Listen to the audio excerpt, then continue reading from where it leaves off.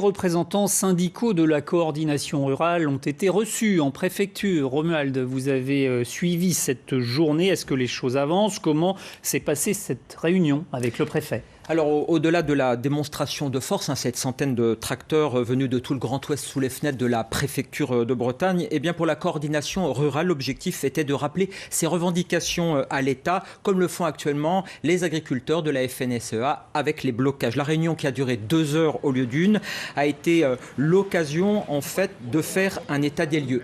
Néanmoins, de premières avancées, en fait les plus simples, les moins compliquées à mettre en œuvre ont été annoncées. D'abord pour l'accélération des paiements, en ce qui concerne les MAEC, les mesures agro-environnementales, des subventions pour les agriculteurs qui investissent afin d'améliorer leurs pratiques. Autre annonce, eh bien, la simplification des dossiers administratifs pour les indemnisations suite à la tempête Kiran. Elles avaient pris du retard. Un maigre bilan pour la coordination rurale en attendant les annonces gouvernementales demain lors du déplacement de Gabriel Attal sur le terrain. Écoutez les réactions à la sortie de la réunion.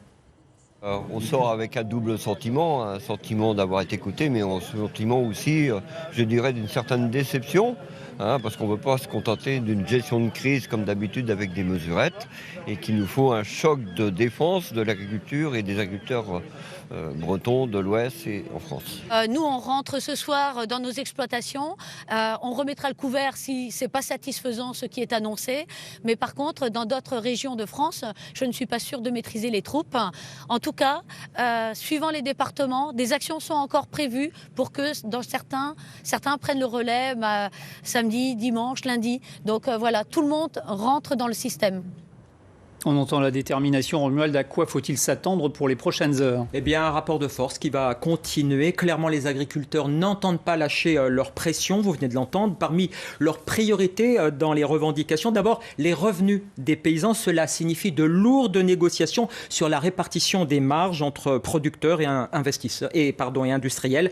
C'est un vieux serpent de mer. Il y a aussi ce qu'ils appellent les contraintes liées notamment à l'écologie, à l'administration, aux normes. Et puis un autre dossier, cela ne plaît pas à Bruxelles, une taxation plus forte des importations agricoles hors UE pour soutenir l'agriculture européenne. Vous le voyez, ce sont des dossiers complexes, ils ne peuvent pas se gérer, se conclure en quelques jours et pour lesquels la France en plus n'est pas la seule à décider en Europe. Merci.